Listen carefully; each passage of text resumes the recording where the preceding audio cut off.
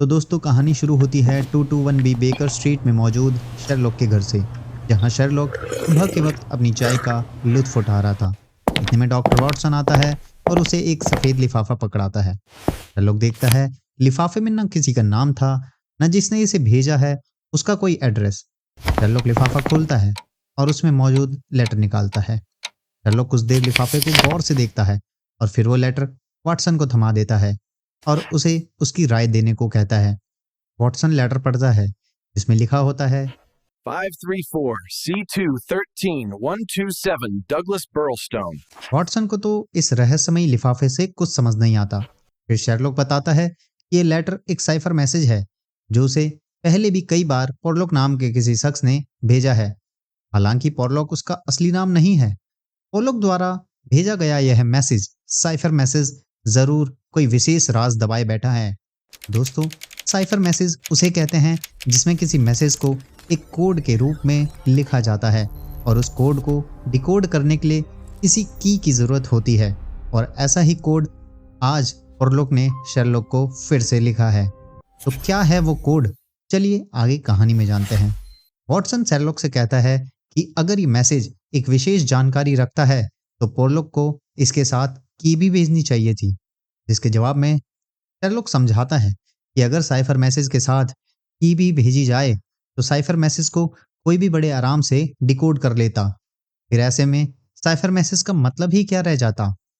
Sherlock इसके बाद violin बजाने लग जाता है।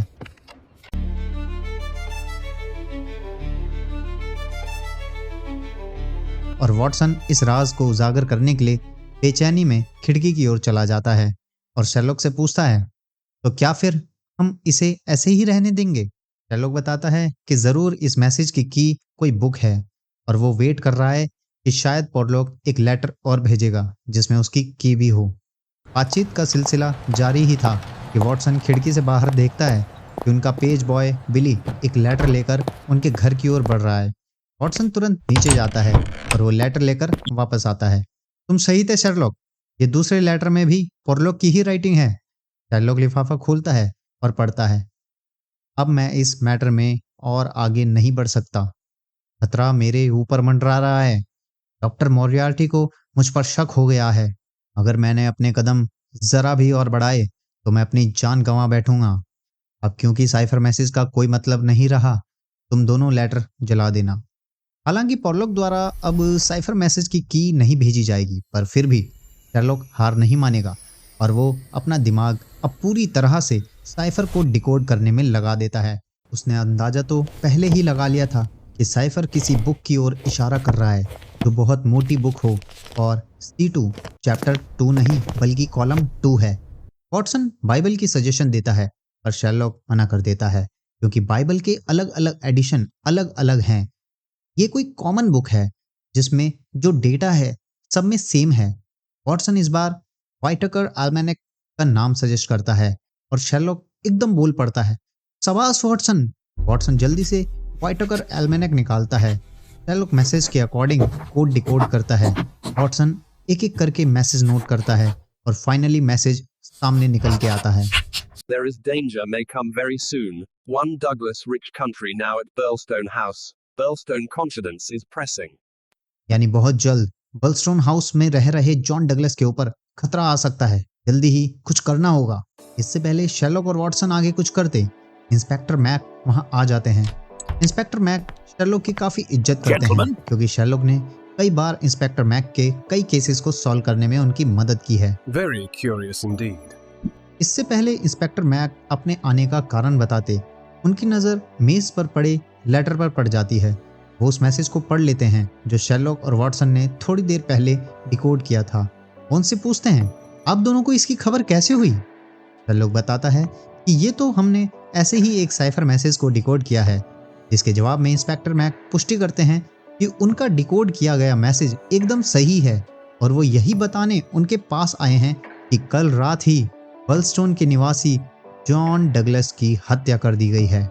आगे इंस्पेक्टर मैक शेरलॉक से कहते हैं कि उन्हें जिसने भी ये इंफॉर्मेशन दी है उन्हें उसे गिरफ्तार करना होगा क्योंकि उसके पास इस केस से रिलेटेड काफ़ी इंफॉर्मेशन होगी। आगे इंस्पेक्टर मैक शेरलॉक से कहते हैं कि उन्हें जिसने भी ये इंफॉर्मेशन दी है उन्हें उसे गिरफ्तार करना होगा क्योंकि उसके पास इस केस से रिलेटेड काफी इंफॉर्मेशन होगी। इसके जवाब में शेरलॉक इंस्पेक्टर मैक्स से सवाल करते हैं कि वो उस इंसान को भला कैसे पकड़ेंगे जिसका असली नाम ना एड्रेस किसी को पता है, ऊपर से उसके कई क्रिमिनल लोगों से काफी अच्छे संबंध है। शेरलॉक इंस्पेक्टर मैक को बताते हैं कि हत्या के राज बलस्टोन जाकर ही खुलेंगे क्योंकि इस हत्या के तार कहीं न कहीं डॉक्टर मोरियार्टी से जुड़े हैं। तभी शायद पोरलोक ने मुझे लेटर भेजकर आगाह किया है। शायद जॉन डगलस ने मोरियार्टी के संगठन को धोखा दिया है, इसलिए उसकी हत्या हुई है। इंस्पेक्टर मैक होम्स के बलस्टोन जाने के तर्क से सहमत होते हैं और उन्हें भी साथ चलने के लिए कहते हैं ताकि उन्हें इस केस में मदद मिल सके। क्योंकि शेरलॉक और डॉक्टर वॉटसन दोनों को इस केस में रुचि थी, वो इंस्पेक्टर मैक के साथ जाने के लिए राजी हो जाते हैं।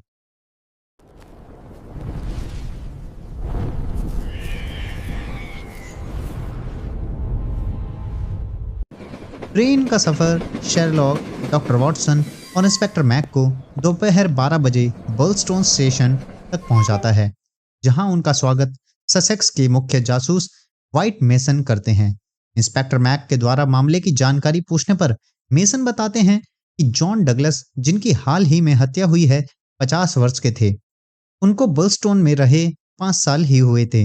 इन 5 सालों में उन्होंने काफी नाम कमाया है, लोगों के बीच उनकी काफी इज्जत है, वो काफी बहादुर माने जाते थे। बर्लस्टोन हाउस में वो अपनी पत्नी आइवी डगलस, बर्लस्टोन हाउस का बटलर एम्स और उनकी पत्नी मिसेस एलन, जो कि हाउसकीपर है, उनके साथ रहते थे। हत्या की रात बर्लस्टोन हाउस में जॉन डगलस के दोस्त मिस्टर बार्कर भी ठहरे हुए थे। मिस्टर बार्कर जॉन डगलस को पुराने दिनों से जानते थे, जब वह अमेरिका में था। सभी अब तक बर्लस्टोन मैनर में पहुंच चुके थे। बर्लस्टोन हाउस गांव से लगभग आधा मील दूर एक पुराने पार्क में स्थित था। मैनर हाउस तक पहुंचने का एकमात्र रास्ता एक पुल से था, जो हर शाम उठाया जाता था और सुबह नीचे किया जाता था। अब Sherlock, Watson, inspector Mac, Mason और सार्जेंट विल्सन के साथ साथ सिसिल बार्कर और बटलर एम्स सभी क्राइम सीन पर मौजूद हैं। शेरलॉक और वॉटसन जॉन डगलस की लाश का मुआयना कर रहे थे। शेरलॉक द्वारा घटना वाली रात की पूरी कहानी पूछने पर बार्कर वही कहानी बताना शुरू करता है जो उसने पहले मेसन को बताई थी। कहानी अब फ्लैशबैक में जाती है। बार्कर बताता है, रात 11 बजे जब वह अंगीठी के पास बैठा था तो उसने एक शॉटगन चलने की आवाज सुनी। वह तुरंत कमरे की ओर भागा और 30 सेकंड के भीतर वहां पहुंच गया। उसने देखा कि दरवाजा खुला था और जॉन डगलस कमरे के बीच में पीठ के बल फैले हुए अंगों के साथ पड़े हुए थे। उन्होंने गुलाबी ड्रेसिंग गाउन और चप्पलें पहन रखी थी। उसने डगलस की भयानक चोटें देखी। उनके सिर पर शॉटगन का पूरा चार्ज लगा हुआ था, जिससे उनके सिर लगभग टुकड़े टुकड़े हो गए थे।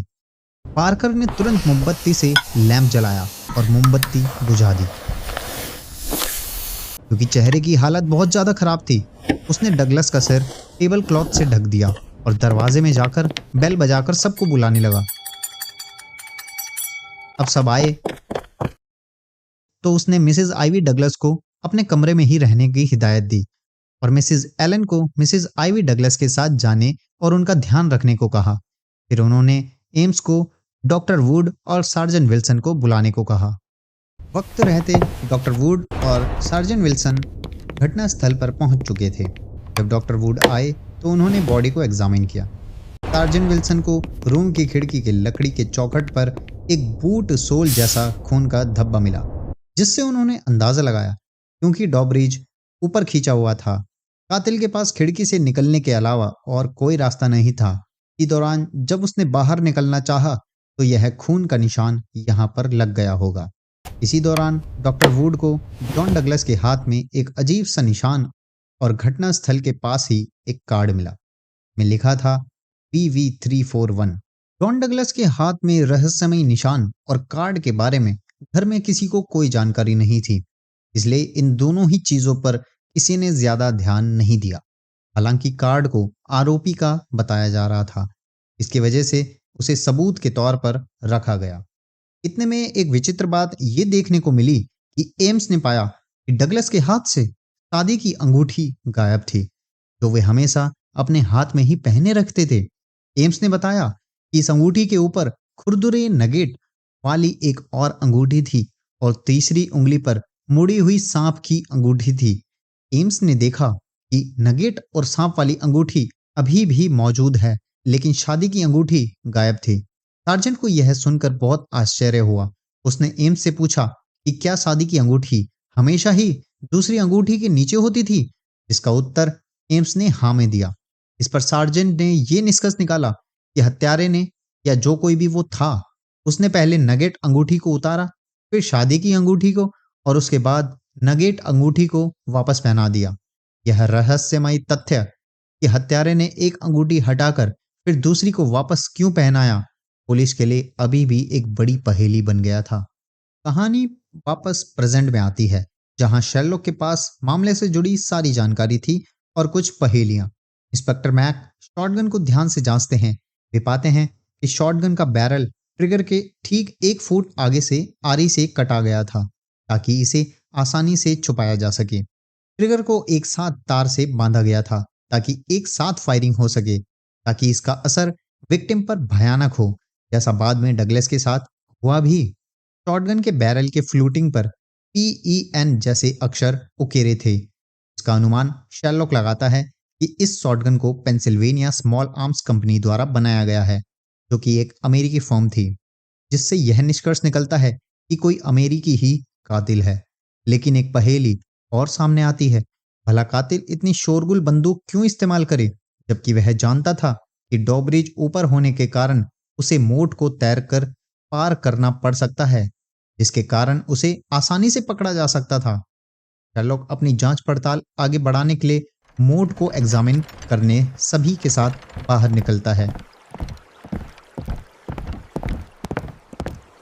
सार्जेंट विल्सन बताते हैं कि यहाँ हमें कुछ नहीं मिल सकता, पानी बस 3 फीट गहरा ही है, जिसमें किसी के डूबने जैसे कोई हालात बन ही नहीं सकते।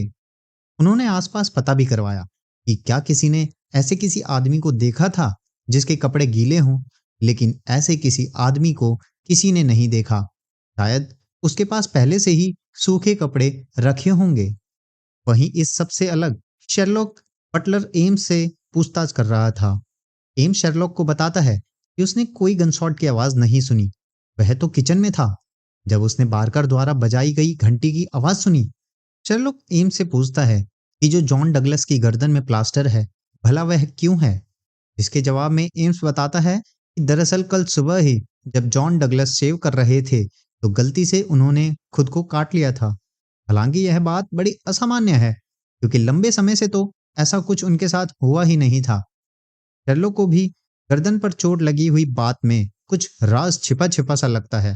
जांच का सिलसिला चल ही रहा था कि कुछ लोगों को पेड़ों के पीछे एक साइकिल मिली। लोगों ने इसकी जानकारी देने के लिए जोर जोर से चीख पुकार लगाई। Watson, Parker, sergeant Wilson, mason, Sherlock और एम्स सभी उस दिशा पर चल पड़े। उन्होंने पाया कि यह साइकिल से लंबी यात्रा की गई लगती है, जिसमें कीचड़ के निशान भी थे। सभी का मानना था कि यह साइकिल जरूर डगलस के कातिल की है और उसने ही इसे यहाँ छोड़ा है। इंस्पेक्टर मैक और मेसन ने अपनी आगे की कार्रवाई साइकिल के मालिक का पता लगाने में लगा दी, जबकि शेरलॉक को साइकिल के मालिक में कोई इंटरेस्ट नहीं था। शेरलॉक के लिए यह अचरज की बात थी कि भला कातिल ऐसा क्यों करेगा। शेरलॉक धीरे धीरे समझ रहा था कि जरूर इस केस में झूठे सुरागों के जरिए असली राज को दबाने की कोशिश हो रही है। शेरलॉक वाटसन और एम्स के साथ वापस बर्लस्टोन मैनर में आ जाता है, जबकि मेसन और इंस्पेक्टर मैक साइकिल के मालिक के बारे में जानकारी निकालने निकल पड़ते हैं। शेरलॉक फिर से हत्या वाली जगह जाता है और चीजों को दोबारा से सही से जांचता है। शेरलॉक पास ही पड़े एक भारी डंबल के बारे में एम्स से पूछता है कि इसका दूसरा जोड़ा कहाँ है, जिसके बारे में एम्स को कोई जानकारी नहीं होती। इसके बाद शेरलॉक खिड़की के पास बने फुटप्रिंट्स के बारे में एम्स से पूछताछ करता है, जिसके भी बारे में एम्स को कुछ नहीं पता था। और वाटसन बीच में बोल पड़ता है कि ये फुटप्रिंट्स जरूर मर्डर के होंगे, पर शेरलॉक इस बात को खारिज करता है। वह कहता है कि हत्या करने के तुरंत बाद उसे भाग जाना चाहिए था, पर उसने ऐसा नहीं किया। उसने डगलस के हाथ से रिंग निकाली, फिर अपना कार्ड गिरा दिया। इतनी देर में तो उसे कोई पकड़ ही लेता, क्योंकि शॉटगन से बहुत तेज आवाज होती है। और भला अपनी गन यहीं छोड़कर वह डंबल क्यों ले जाएगा? और फिर किसी तरह मैनर से निकलने के बाद भला वो साइकिल ऐसी जगह क्यों छोड़ेगा जहां से साइकिल को आसानी से ढूंढा जा सके, और साइकिल ढूंढने के बाद उसकी पहचान लगाना तो बड़ा आसान है। जरूर कुछ तो गड़बड़ है। शायद जो चीज हमें दिखाई जा रही है वो असल में हुई ही नहीं है। इसके बाद शेरलॉक मिसेस एलन को पूछताछ के लिए बुलाता है। मिसेस एलन बताती हैं कि वो उस वक्त अपने रूम में ही थी कि अचानक एम्स ने उनका दरवाजा खटखटाया और जल्दी से नीचे आने को कहा। वह तुरंत नीचे गई। बारकर ने मिसेस डगलस को बिना डगलस से मिले ही कमरे में भेज दिया और उन्हें भी उनका ख्याल रखने के लिए उनके साथ भेज दिया। कमरे में मिसेस डगलस का व्यवहार सामान्य था, मानो जैसे कुछ हुआ ही ना हो। मिसेस एलन शेरलॉक को बताती है कि उन्हें कम सुनाई देता है, इसी कारण उन्होंने कोई शॉटगन की आवाज नहीं सुनी, जैसा कि बताया जा रहा है। शेरलॉक के लिए ये बात सोचने लायक थी कि डगलस की हत्या के बावजूद मिसेस डगलस के चेहरे में कोई दुख नहीं था, जैसा कि मिसेस एलन ने बताया। अब इसके बाद शेरलॉक मिसेस डगलस से पूछताछ करता है। मिसेस डगलस उन्हें वही कहानी दोहराती है जो बारकर ने सभी को बताई थी। इसके अलावा मिसेस डगलस बताती हैं कि उनकी शादी को 5 साल ही हुए हैं। ज्यादा तो उनके पति ने उन्हें अपने बारे में कुछ नहीं बताया, बस इतना बताया है कि उनकी जान को खतरा है कुछ वैली ऑफ फेयर के लोगों से। शेरलॉक को अभी तक इस केस में कुछ ज्यादा हाथ नहीं लगा था, पर वह इतना समझ गया था कि बारकर और मिसेस डगलस दोनों ही कुछ छुपा रहे हैं। सिर्फ उन्हीं दोनों ने गोली चलने की आवाज सुनी। कौन सी पत्नी भला अपने पति की हत्या के बाद उसे बिना देखे रह पाती है? मिसेस एलन ने भी बताया कि डगलस की मौत के बाद मिसेस डगलस ने खुद को आसानी से संभाल लिया था। पारकर के कहे अनुसार घटनास्थल के पास मौजूद जो मोमबत्ती थी वह बस थोड़ी देर के लिए ही जली थी, यानी कि मर्डरर के पास ज्यादा समय नहीं बचा होगा। फिर भी उसने डगलस के हाथ से वेडिंग रिंग निकाली और वापस नगेट रिंग पहनाई। इतने समय में तो कोई उसे पकड़ ही लेता। जरूर कुछ छुपाया जा रहा है। शेरलॉक अब वाटसन से कहता है कि उसे अकेले में कुछ सोच विचार करना है। वह वाटसन के जाते जाते उससे उसका छाता मांगता है, ये बोलकर कि उसे कुछ काम है। दरअसल शेरलॉक की सुई गायब हुए दूसरे डंबल पर उसके अनुसार उसे जरूर किसी ने मोट में डाल दिया है। इसी सोच विचार के लिए उसे अकेले में कुछ वक्त बिताना है।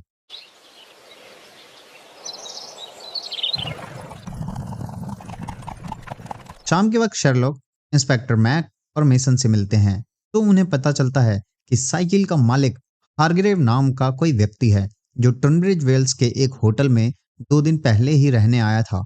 वह लगभग 5 फुट 9 इंच लंबा है, लगभग 50 साल की उम्र का। बाल थोड़े सफेद थे, भूरे रंग की मूछें थी। इतने में शेरलॉक अचानक से बीच में रोकते हुए कहता है, यानी कि बिल्कुल जॉन डगलस की तरह। इंस्पेक्टर मैक और मेसन तो यही मानते हैं कि हारग्रेव ने ही डगलस की हत्या की है, पर शेरलॉक का अभी भी यह मानना है कि बारकर और मिसेस डगलस उन सब से कुछ छिपा रहे हैं, क्योंकि उसके हिसाब से हत्या बताए गए समय पर नहीं बल्कि उससे बहुत पहले ही हुई है। अब शेरलॉक उन दोनों से अगली सुबह मिलने को कहता है और कहता है कि उसे आज की रात मर्डर वाले रूम में बितानी है, क्योंकि उसे कुछ महत्वपूर्ण पहलू के बारे में सोच विचार करना है। रात को शेरलॉक अपनी चाल बखूबी चल चुका होता है। सुबह नाश्ते की टेबल पर इंस्पेक्टर मैक, मेसन, वाटसन और शेरलॉक मौजूद होते हैं। इंस्पेक्टर मैक शेरलॉक से सवाल करते हैं कि क्या उन्होंने इस केस को लेकर कोई प्रगति की है, जिसके जवाब में शेरलॉक कहता है कि उन्हें तुरंत मोर्ग को खाली करना पड़ेगा। शेरलॉक सभी को उस पर भरोसा करने को कहता है। शेरलॉक वाटसन के हाथों शाम 4 बजे एक लेटर मिसेस डगलस को भिजवाता है, जिसमें लिखा होता है कि कल सुबह मोट का पानी खाली कराया जाएगा, क्योंकि ऐसा करना इस केस की इन्वेस्टिगेशन के लिए बेहद जरूरी है। इसके बाद शेरलॉक वाटसन, इंस्पेक्टर मैक और मेसन को कहता है कि आज रात उन्हें मोट के सामने वाली झाड़ियों में छुपकर मोट पर नजर रखनी होगी, क्योंकि उसका विश्वास है कि आज रात मोट में कोई हरकत जरूर होगी, क्योंकि मिसेस डगलस जानती है कि कल सुबह मोट को खाली कराया जाएगा और उसे मिसेस डगलस पर शक है। वक्त रहते शेरलॉक एम्स को भी हिदायत देता है कि आज के लिए डॉबरिज ना उठाया जाए, जिसमें एम्स हामी भरता है। प्लान के मुताबिक सभी रात के समय झाड़ियों में छुपकर मोट में होने वाली हरकतों का इंतजार कर रहे थे। कुछ देर बाद वही होता है जैसा शेरलॉक ने अनुमान लगाया था। आधी रात को एक साया खिड़की में खड़ा होकर एक लंबी डंडे की मदद से मोट में से एक बंडल निकालता है और उसे अंदर खींच लेता है। आखिर कौन है ये साया जिसने बंडल मोट में से निकाला था, और आखिर ऐसा क्या है इस बंडल में? शेरलॉक सबके साथ तुरंत मैनर की ओर दौड़ पड़ता है इस साये को रंगे हाथ पकड़ने के लिए। जब सब वहां पहुंचते हैं तो उन्हें कोई और नहीं बल्कि बारकर मिलता है, जो कि जॉन डगलस का दोस्त है। शेरलॉक सबके सामने बंडल खोलता है तो देखता है उसमें एक डंबल, अमेरिकन जूते, ट्वीड सूट और एक चाकू होता है। सब हैरान रह जाते हैं तो शेरलॉक बताता है कि मैं जानता था मोट में कुछ ना कुछ छुपाया गया है, क्योंकि हत्या वाली जगह से एक बंडल गायब था। मैं जानता था कि उसी डंबल की मदद से कुछ चीजें मोट के अंदर छुपाई गई है। पिछली रात जब सब सो गए थे तो मैंने ही वॉटसन के छाते की मदद से ये बंडल मोट से पहले ही निकाल लिया था। और ये जानने के लिए कि आखिर इसके पीछे किसका हाथ है, मुझे इस बंडल को दोबारा मोट में वापस डालना पड़ा। मुझे बारकर और मिसेस डगलस पर शक था, इसलिए मैंने वॉटसन के हाथों मिसेस डगलस को एक लेटर भिजवाया जिसमें मोट को अगली सुबह खाली कराने की बात लिखी थी। और जैसा कि हम सब देख सकते हैं कि इसके पीछे कौन है। शेरलॉक आगे का सच बारकर को खुद बताने को कहता है, पर बारकर गुस्से में होता है और वह कुछ भी बताने से मना कर देता है। इतने में मिसेस डगलस भी वहां आ जाती है और कहती है आगे का सच कोई और नहीं बल्कि खुद जॉन डगलस बताएंगे। वो दीवार में मौजूद एक सीक्रेट बटन दबाती है। एक सीक्रेट दरवाजा पास की दीवार से खुलता है और उसके अंदर से जॉन डगलस बाहर आते हैं। जॉन डगलस को सामने देख सब हैरान थे। शेरलॉक बताता है कि वो जानता था कि इस मैनर में कई ऐसे सीक्रेट पैनल्स हैं जिनमें कोई भी इंसान आसानी से छुपकर रह सकता है। वो बताता है कि मोट में डाले गए बंडल में जब उसे वो ट्वीड सूट मिला जिसमें वर्मिशा वैली लिखा था, तो वह उसी वक्त समझ गया था कि ये उसी साइकिल के मालिक का है जो टॉम्ब्रिज वेल्स के होटल में ठहरा था। मौत की घटना से पहले जॉन डगलस इसी होटल में गए थे और उसके बाद से ही वो बड़े डरे डरे से रहने लगे थे, जैसा कि एम्स ने उसे बताया। तभी से शर्लॉक को जॉन डगलस के जिंदा होने का पूरा पूरा अनुमान था। अब आगे की कहानी शर्लॉक जॉन डगलस को खुद ही बताने को कहता है। जॉन डगलस एक लंबी सांस भरता है और सबको बताता है कि शर्लॉक एकदम सही है। जॉन डगलस बताता है कि कहानी 15 साल पीछे जाती है, जब उसकी पहचान जॉन डगलस नहीं बल्कि जॉन मैकमर्डो के नाम से जानी जाती थी।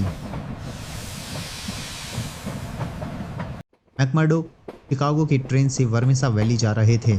ट्रेन में उन्हें एक आदमी मिला। मैकमर्डो ने उसे बताया कि उसने शिकागो में अपने दोस्त की हत्या कर दी थी, क्योंकि उसने उसे बिजनेस में धोखा दिया था और अब वो पुलिस से पीछा छुड़ाने और जॉब की तलाश में वर्मिसा वैली जा रहे हैं। तो उस आदमी ने मैकमर्डो को वर्मिसा वैली में मैगिंटी से मिलने को कहा, क्योंकि वर्मिसा वैली में मैगिंटी के बिना पत्ता तक नहीं हिलता। उसने बताया कि अगर मैकमर्डो मैगिंटी के लिए उपयोगी निकला तो वो उसे अपने कल्ट ग्रुप PV341 में भी शामिल कर लेगा। उस आदमी की सलाह मानकर मैकमर्डो मैगिंटी से मिलने पहुंचा। मैगिंटी को जल्दी ही समझ आ गया कि हाल ही में मर्डर करके आए इस शख्स में उसके खतरनाक गैंग के लिए काफी पोटेंशियल है। धीरे धीरे मैगिंटी ने मैकमर्डो को अपने गुप्त कामों में भी शामिल करना शुरू किया और मैकमर्डो ने भी कभी उसे निराश नहीं किया। वक्त के साथ साथ मैकमर्डो ने मैगिंटी की नज़रों में ट्रस्ट और पहचान दोनों बना ली, यहाँ तक कि उसे VV341 के स्पेशल ग्रुप में भी जगह ले ली। अब मैकमर्डो उसका सबसे भरोसेमंद आदमी था, लेकिन टेड बाल्डविन को ये तरक्की खटक रही थी। उसके मन में शक की भावना और जलन दोनों ही थी। समय बीतता गया और तभी एक बड़ी प्रॉब्लम खड़ी हो गई। पिंकरटन का जासूस बर्डी एडवर्ड छुपकर मैगिंटी के सारे राज पुलिस तक पहुंचा रहा था। गैंग को बचाने के लिए मैगिंटी ने मैकमर्डो को आदेश दिया कि वो उस जासूस को पकड़कर उसके सामने लाए। मैकमर्डो ने वादा किया कि वह तय तारीख तक एडवर्ड को लेकर हाजिर होगा। दिन आ पहुंचा। मैगिंटी अपने आदमियों के साथ इंतजार कर रहा था। तभी अकेला मैकमर्डो वहां पहुंचा। मैगिंटी हैरान होकर बोला, तो अकेला क्यों आया है? बर्डी एडवर्ड कहाँ है? मैकमर्डो ने तेज आवाज में जवाब दिया, ए मूर्ख, एडवर्ड कोई और नहीं, मैं ही हूँ। मैं ही पिंकरटन का सीक्रेट एजेंट हूँ, जो इतने दिनों से तुम्हारी सारी इंफॉर्मेशन पुलिस तक पहुंचाता आया है। ये सुनकर मैगिंटी गुस्से से बौखला उठा, लेकिन इससे पहले कि उसके आदमी कुछ कर पाते, पुलिस ने चारों तरफ से उन्हें घेर लिया। सच ये था कि मैकमर्डो ही असल में बर्डी एडवर्ड था और उसका मिशन था मैगिंटी के काले साम्राज्य को खत्म करना। गिरफ्तारी के बाद भी टेड बाल्डविन चैन से नहीं बैठा। उसने मैकमर्डो को धमकी दी, जेल से निकलते ही मैं तुझे मार डालूंगा, चाहे इसमें मुझे कितने भी साल लग जाएं। यहीं से कहानी वापस प्रेजेंट में आती है। जॉन डगलस बताता है कि टुम्ब्रिज होटल में उन्होंने टेड बाल्डविन को हारग्रेव नाम से ठहरा देखा। अगले ही दिन टेड बाल्डविन साइकिल से चोरी छुपे बर्लस्टोन मैनर तक पहुंचा। रात को जब जॉन अपने स्टडी रूम से बेडरूम की ओर बढ़ रहे थे, तभी पर्दे के पीछे से झांकते जूतों ने उन्हें सावधान कर दिया। जैसे ही वो रुके, बाल्डविन ने उन पर हमला कर दिया। भिड़ंत में चली गोली बाल्डविन को लगी और वहीं उसकी मौत हो गई। अब असली मुश्किल थी कि इस सच को छुपाया कैसे जाए।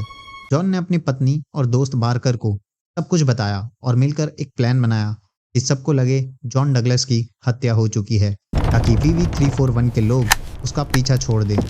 प्लान के मुताबिक खिड़की पर खून के निशान लगाए गए ताकि लगे कि कातिल वहीं से भागा है। साइकिल को बाहर छोड़ दिया गया ताकि उसकी पहचान आसानी से बाल्डविन तक पहुंचे। और क्योंकि बाल्डविन और जॉन की हाइट और बॉडी स्ट्रक्चर लगभग एक जैसे ही थे, इसलिए सबको यही लगा कि मरा हुआ आदमी जॉन डगलस ही है। बाल्डविन के कपड़े, जूते, शॉटगन और चाकू को उसके कोट में बांधकर डंबल के सहारे मोट में फेंक दिया गया।